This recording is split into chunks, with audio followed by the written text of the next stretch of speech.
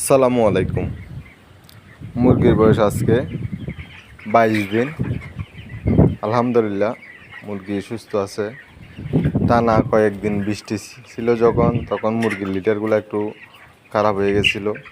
তো আমরা মুরগির যে পুরাতন লিটারগুলো আছে যেদিকে বেশি খারাপ হয়েছে ওগুলা কিছু ফেলে দিছি। এরপর নতুন কিছু ভুসি ব্যবহার করছিলাম। তো আলহামদুলিল্লাহ এখন মোটামুটি লিটারগুলো আজকে 2 দিন যাতে রোদ আছে এমনকি বাতাসও। তো ভিতরে যে লিটারগুলো আছে ওগুলো মোটামুটি শুকিয়ে উঠছে। এর ভিতরে আমরা নতুন করে কিছু এখান থেকে ভুসি আছে, ওই ভুসিগুলো আমরা ব্যবহার করতেছিলাম। তো বৃষ্টি যখন বেশি ছিল এখানে একদম যাতে পুরো এখানে গোলার মাঝখানে বাইরে অনেক পানি ছিল, তো ভিতরে পানিগুলা শুষে নিছিল, ওইখানে পুরা ঘরটা ভিজে ভিজে গেছিল। তো এখন মোটামুটি রোদ উঠছে, বাতাসও আছে, আকাশ আজকে দেখতেছে একটু একটু মেঘলা কিন্তু বাতাস আছে। লিটারগুলো এখন শুকনো আছে।